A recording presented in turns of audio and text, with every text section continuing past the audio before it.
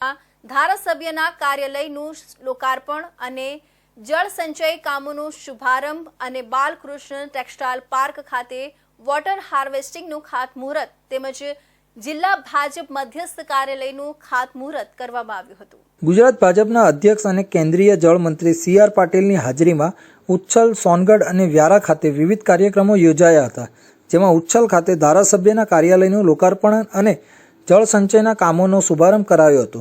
બાદમાં સોનગઢ ખાતે આવેલ બાલકૃષ્ણ ટેક્સટાઇલ પાર્ક ખાતે વોટર હાર્વેસ્ટિંગના કામનું ખાતમુહૂર્ત કરવામાં આવ્યું હતું, જે દરમિયાન તેમનું સન્માન પણ કરવામાં આવ્યું હતું। ત્યારબાદ વ્યારા ખાતે જિલ્લા ભાજપનું મધ્યસ્થ કાર્યાલયના બાંધકામ માટે ખાતમુહૂર્ત કરવામાં આવ્યું હતું। બાદમાં જાહેર સભાને સંબોધન કરાઈ હતી।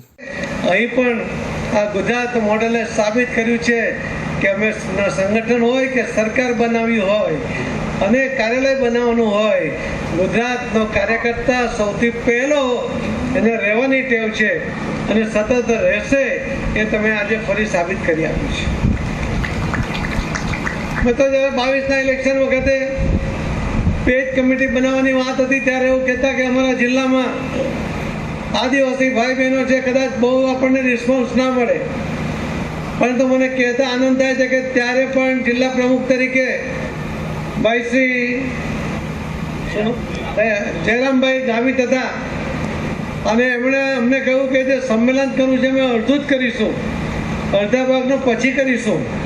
ત્યારે મને એમ થયું કે શું કારણ છે, સંખ્યા નથી, વ્યવસ્થા ઓછી છે, પણ મારા કાર્યક્રમમાં જિલ્લાના ભાજપ હોદ્દેદારો અને ધારાસભ્યો સહિત મંત્રી કુંવરજી હળપતિ અને મુકેશ પટેલ હાજર રહ્યા હતા, જેમાં કાર્યકરોને વિવિધ મુદ્દે માર્ગદર્શન આપવામાં આવ્યું હતું। બાદમાં જળ સંચય અંગે સમજણ પણ આપવામાં આવી હતી। ગરીબોનું ફ્રીજ સમા માટલાની માંગ વિશેષ ઉનાળા દરમિયાન વધી જતી હોય છે। આ માટલું કઈ રીતે બને છે, તે કેટલું સ્વાસ્થ્યની રીતે ગુણકારી છે, તેનાથી માટલું બનાવનારને કેટલી આવક મળી રહી છે, તે અંગે જાણવાની કોશિશ કરાઈ હતી। ઉનાળાની ગરમી શરૂ થઈ ચૂકી છે, ત્યારે પીવાના પાણીની માંગ ઉઠવી સ્વાભાવિક છે। ત્યારે કેવું પાણી સ્વાસ્થ્ય માટે સારું, તે સવાલ ઊભો થવો પણ સ્વાભાવિક છે। સ્વાસ્થ્યપ્રદ પાણી ફ્રીજનું, આરોનું કે પછી માટલાનું સારું, એ જાણવાની કોશિશ કરાઈ। એ માટે ડૉક્ટર નિષ્ણાંતોનો અભિપ્રાય જાણવાની કોશિશ કરી હતી। માટલું સામાન્ય રીતે માટીમાંથી બનાવવામાં આવે છે, તેને હાથથી ઘડવામાં આવે છે અથવા કેળવા વડે આકાર આપવામાં આવે છે, પછી તેને સૂકવવામાં આવે છે અને તપાવવામાં આવે છે, જેથી તે મજબૂત બને। જો તેને અંદરથી પોલિશ ન કરવામાં આવે તો પાણી થોડું વહી શકે અને બહાર ભેજ પડે। માટલાનું પાણી કુદરતી રીતે વીજળી વિના ઠંડુ રહે છે। માટી પાણીને હળવું આલ્કાઇન બનાવી શકે છે, જે શરીર માટે લાભદાયક હોય છે। કેટલીક માન્યતાઓ મુજબ માટલાનું પાણી પાચન માટે ઉત્તમ હોય છે। જો માટલું યોગ્ય રીતે સાફ ન કરવામાં આવે તો બેક્ટેરિયા થવાની શક્યતા છે, એટલે નિયમિત ધોવું ખૂબ જ જરૂરી છે। ઉનાળાની કડાકા ગરમીમાં જ્યારે ઠંડા પાણીની માંગ વધે છે, ત્યારે ફ્રીજ અને આરોના વિકલ્પો વચ્ચે પણ માટલું એટલે કે કુદરતી ફ્રીજ તરીકે ઓળખાતો દેશી ઉપાય ફરી ચર્ચામાં આવી ગયો છે। ખાસ કરીને નાના શહેરોમાં અને ગામડાઓમાં ગરીબ વર્ગ માટે માટલું માત્ર પાણી પીવાનું સાધન નથી, પણ આવકનો સ્ત્રોત પણ છે। જી, આપનું નામ? રાકેશભાઈ રમેશભાઈ કુંભાર। જી, આ માટલું બનતા કેટલી વાર લાગે, કઈ રીતે બને છે?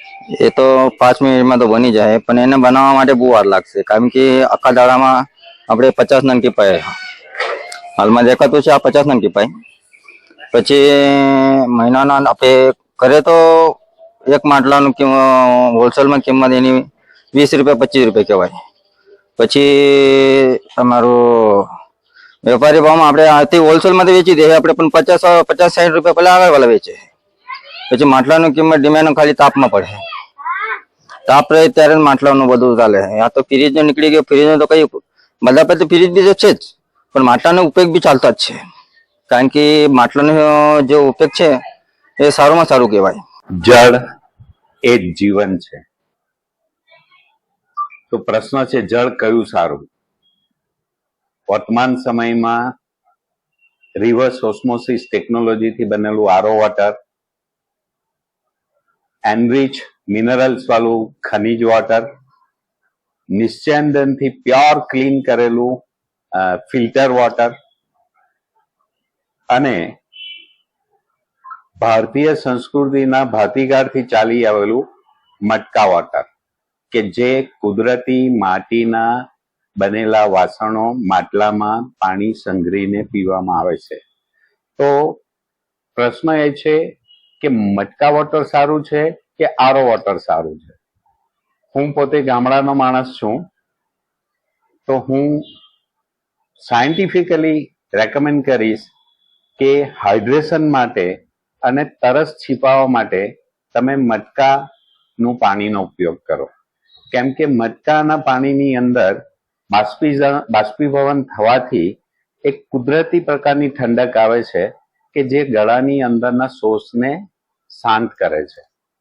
બીજું, એ પાણી માટીના લીધે કુદરતી રીતે આલ્કલાઇન વોટર બને છે કે જેના લીધે તમને ઇનડાઇજેશન, અપચો, ગેસ, એસિડિટી જેવી ફરિયાદમાં રાહત રહે છે. ત્રીજો સૌથી અગત્યનો મુદ્દો, માટલામાં સંગ્રહાયેલા પાણીના લીધે ખનિજ તત્વો જે છે પાણીમાં રહેલા એ એનરિચમેન્ટ કુદરતી રીતે થાય છે માટીના કોન્ટામિનેશનના લીધે. તો તમારા શરીરમાં જોવા મળતી B12ની, કેલ્શિયમની, ઝિંકની, મેગ્નેશિયમની ઉણપ છે તો એનું પ્રમાણ પણ સમય સાથે વાપરવાથી ઘટશે. ચોથો અગત્યનો મુદ્દો એ છે કે આપણે પ્રકૃતિત મટકા વોટર વાપરશું કે જે નેચરલ વોટર, સ્પ્રિંગ વોટર, પ્રકૃતિત પાણી જે કહેવાય, એના લીધે આપણું સ્વાસ્થ્ય સુધરશે અને સાથે ઓક્સિજન કેરિંગ કેપેસિટી પણ વધશે. તો તમને સ્વાસ્થ્યમાં પણ ઘણી તાજગી અને એન્ટીઓક્સિડન્ટ ઇફેક્ટ જોવા મળશે. માટીના માટકામાં ભરેલા પાણીનો એક જ ગેરફાયદો છે કે જો તમે એને સ્વચ્છ ના કરતા હોવ, રોજ એને વીછળીને ભરતા ન હોવ, તો કદાચ તમને બેક્ટેરિયલ કોન્ટામિનેશન થવાની સંભાવના છે.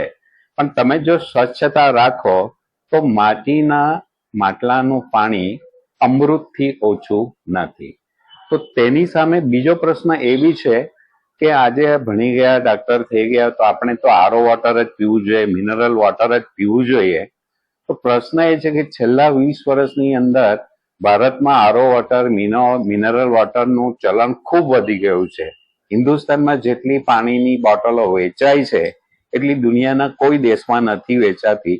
છતાં ભારત સરકારે ગયા મહિને જ એવું ડિક્લેર કર્યું કે ભારતની પ્રજામાં 81% લોકોમાં કેલ્શિયમની ઉણપ છે. તો એનું કારણ છે આરોનું રિવર્સ ઓસ્મોસિસ ટેકનોલોજી.